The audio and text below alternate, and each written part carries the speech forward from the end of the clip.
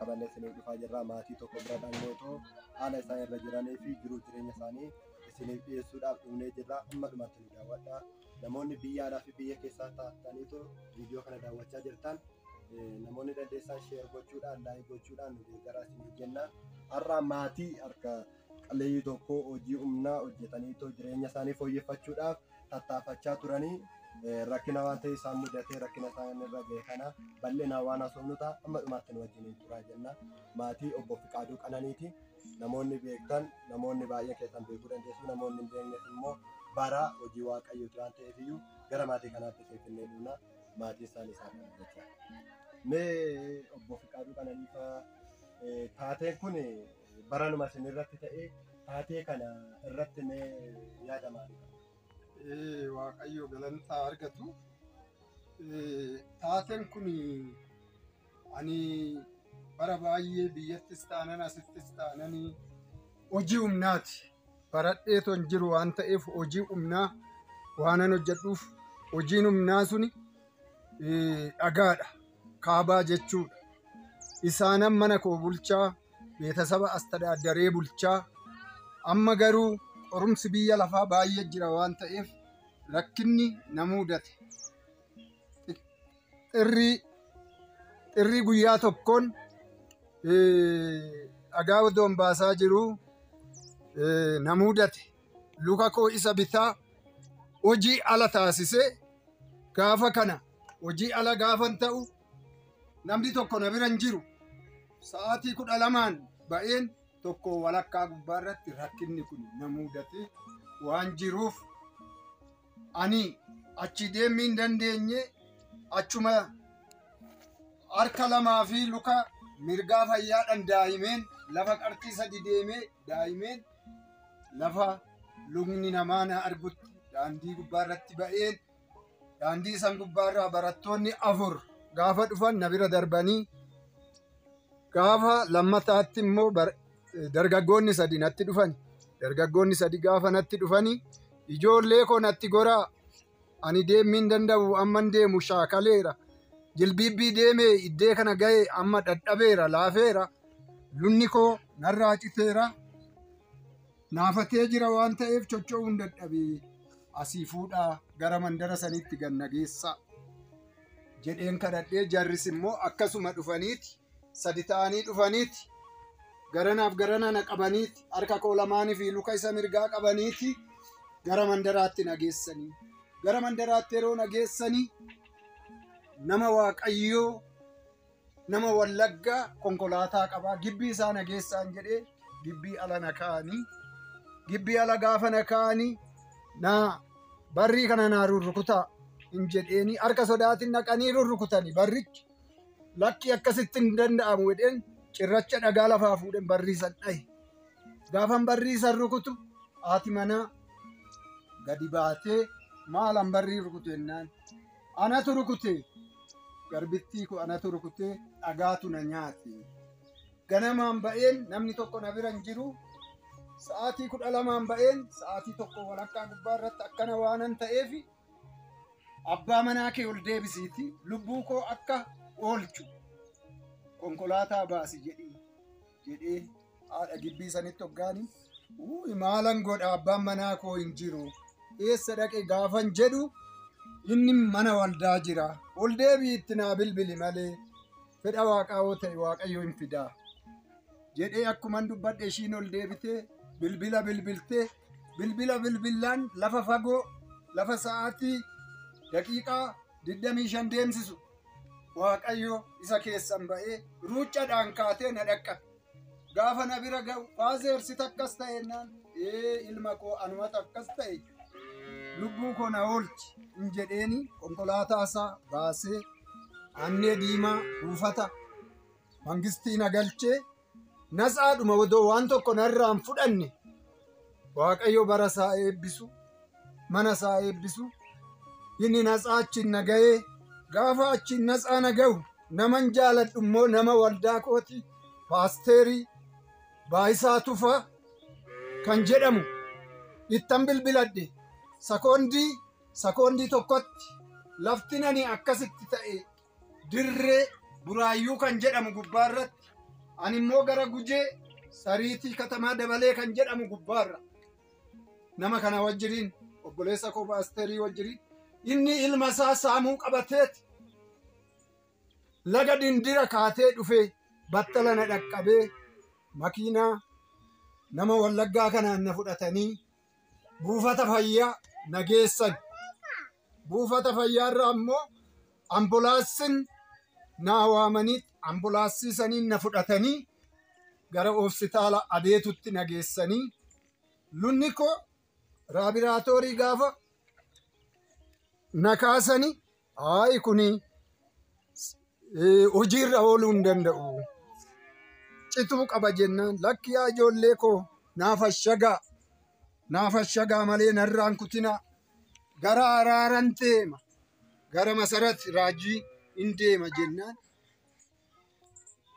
bakka guyyaa 3 dhiiga keessa ciisee algaarra hin ciisu san dhiinni hin dhaabbatu amma kana warri nagaa fi dhufu firri baddaaf gammoojjidhaa dhufe hayi eegaa akkas ta'ee doktoroonni guyyaa 3 eeganarraa deebi'anii amma waanan godhu dhabee xiraayyuudha warri na bira jiru obboleessi koo gargaartuun koo na bira jiru firri adda addaa na bira jiru hamman xiraawu hamman gatame dirasii gaafan ga'u hayi anan akkas ta'e xirrii guyyaa tokko ganama keessaa sa'aatii tokko walakkaatti waanan akkas ta'eef hospitaalli Abeetuu hayi citu malee jedhanii gaafa sadaffaa Hamusii galgala hundumtuu nagatuu arginaanan achuma taa'ee harka kootiin bakka ansin jettan sun amma fedheera akkanarraa citu.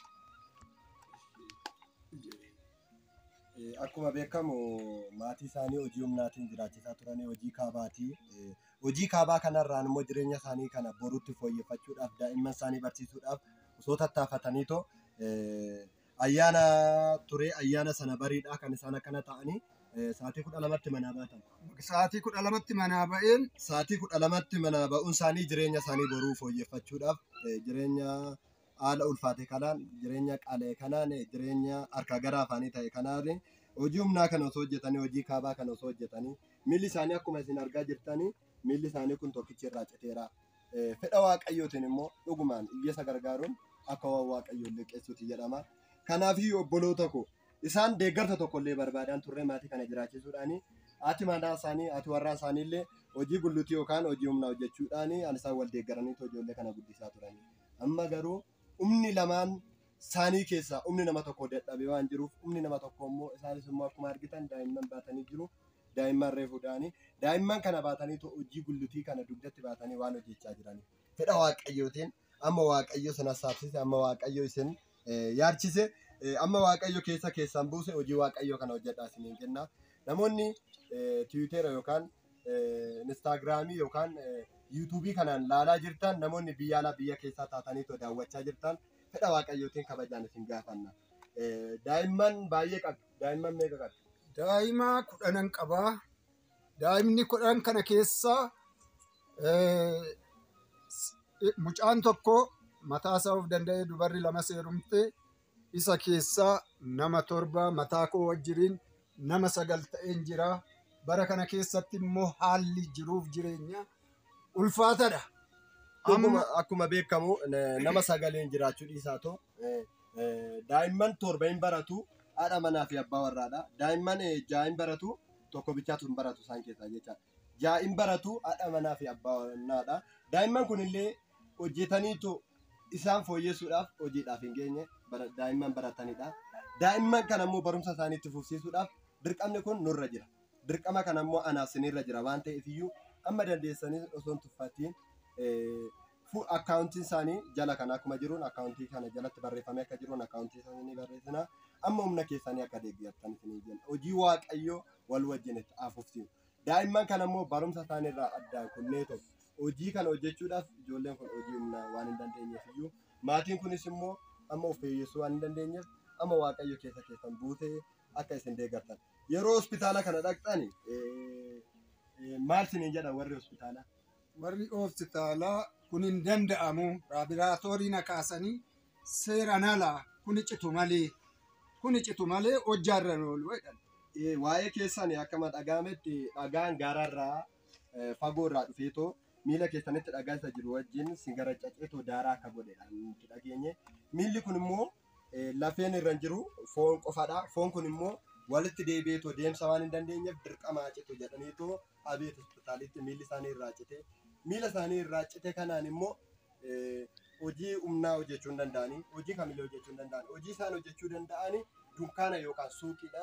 Suuqii kana immoo birrii waan hin qabneef, maallaqa waan hin qabneef, daa'imman barsiifataniitoo fagoodhaa qabaniitoo hojjetaa mootummaa ta'e waan hin qabneef, daa'imman sun immoo ofirraa hafanii waan isaan gargaaruu hin dandeenyeef dirqama waan jiruuf namoonni illee amma dandeessan miidiyaa garaagaraa qabdanii miidiyaa kanarratti akka gadhiiftanii fi kabajaan isin gaafannaa isiniin jenna.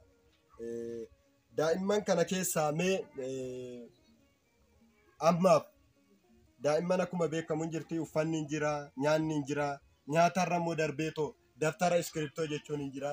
Isaan kana mee ammam akkasinitti ulfaatu mee daawwattoota keenya kanaaf ibsaa. Maatii kana ijoollee kana bulchuudhaaf harkuma kooti ishiin gargaartuun kootillee harkatti baatti gaaf tokko tokko ijoollee dhumatti kennitee gullutii kana teessi halkan keessaa sa'aatii tokko walakkaatti galti akka waan adda addaa daldaaltee waanuma baay'ee na fooyyessitu hin jiru. Harka lama garuu anumatu hojii humnaa kanaan dhagaa falaxeetinan yoonan gahee har'a immoo haalli isaa baay'ee ulfaataa.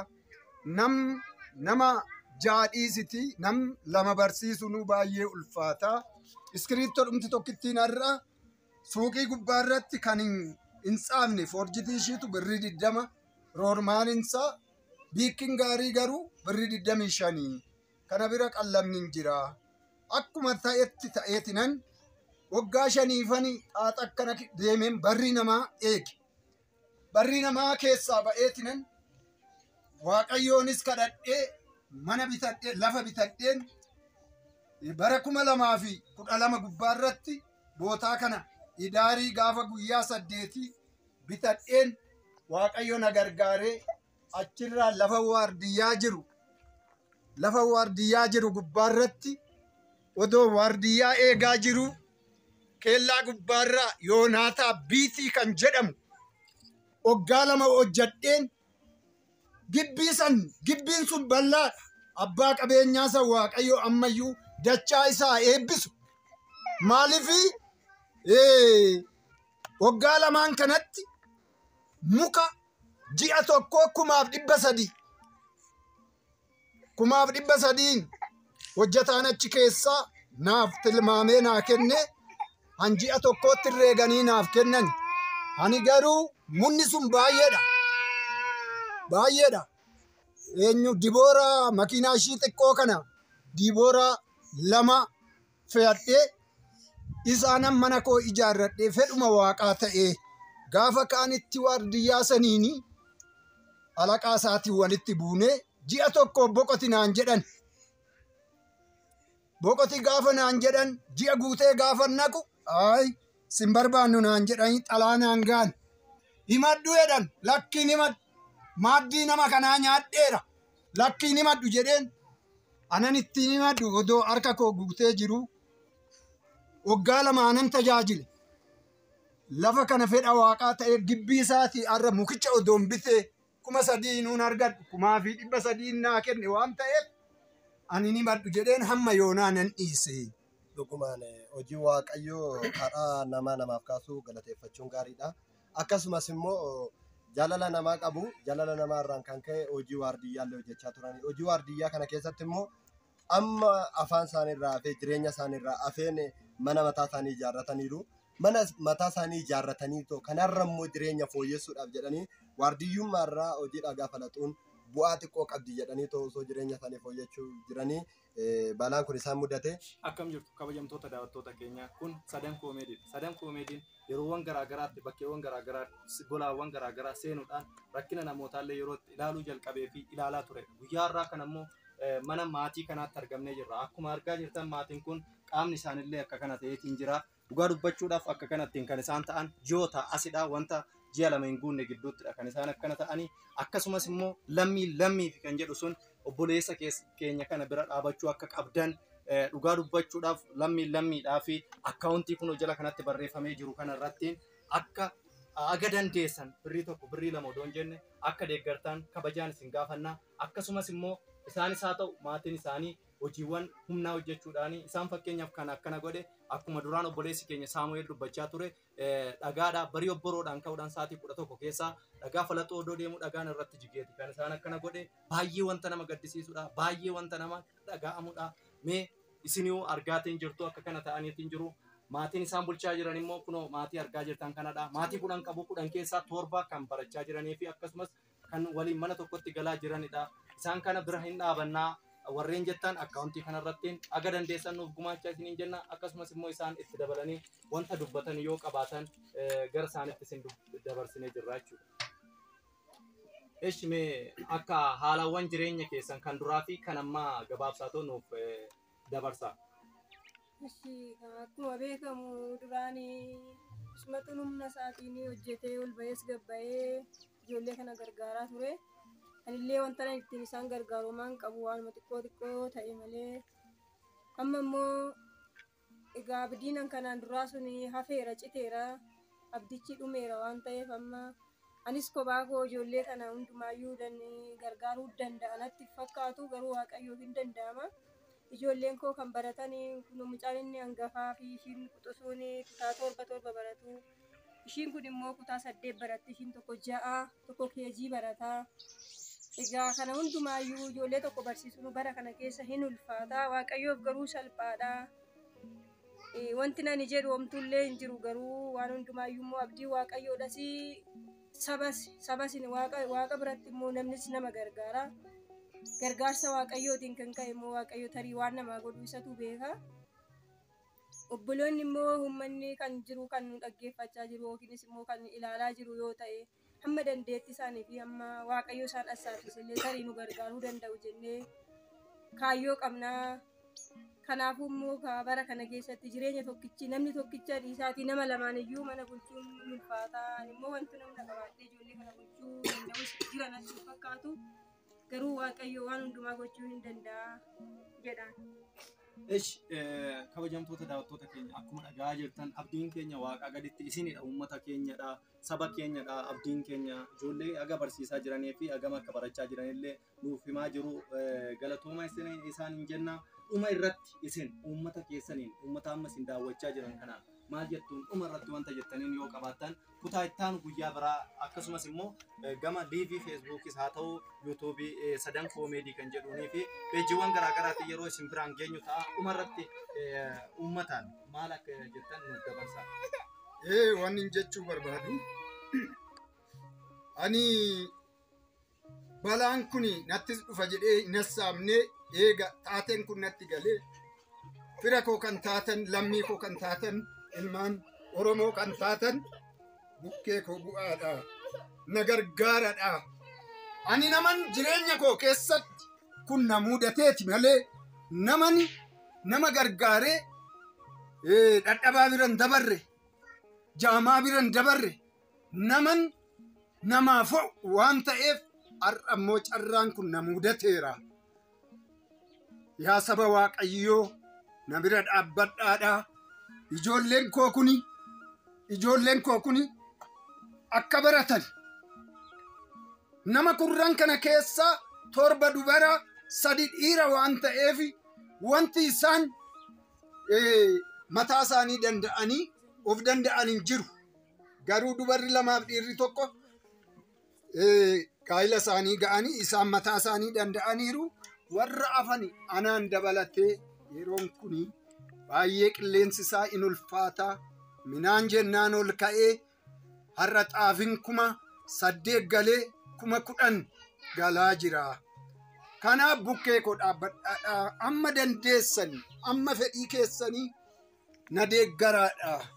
Gaarummaan namni godhu waaqarraa argattu waan ta'eef kanan dabarsa dhaamsa kanan qaba jechuu barbaadeen.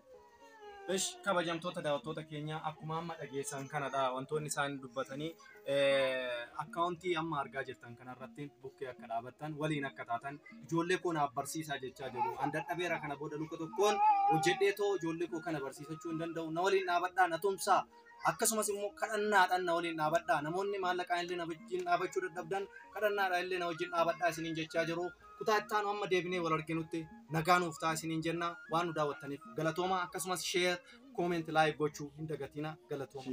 Amma ammatti waan nu wajjin daawwattaniif sagantaa keenya kana amma xumura isaatti waan daawwattaniif turtii kana kan si waliin taasise ana Saamu'eel Baayisaa fi Hundaa'ol Baqqalaati. Namoonni nu barreessuu barbaadanii fuula feesbuukii keenya Saamu'eel Baayisaa Tufaa kan jedhuu fi Hundaa'ol Baqqalaa kan jedhuun nu dubbisuu dandeessu yookaan immoo gruupii garaagaraa waan qabnuuf labsii wangeelaa kan jedhu achirraa illee nu argachuu dandeenyu. Maatii kana waliin amma deebinee guyyaa biraa wal arginutti nagaan nuuf tura ayyaanni waaqayyoo.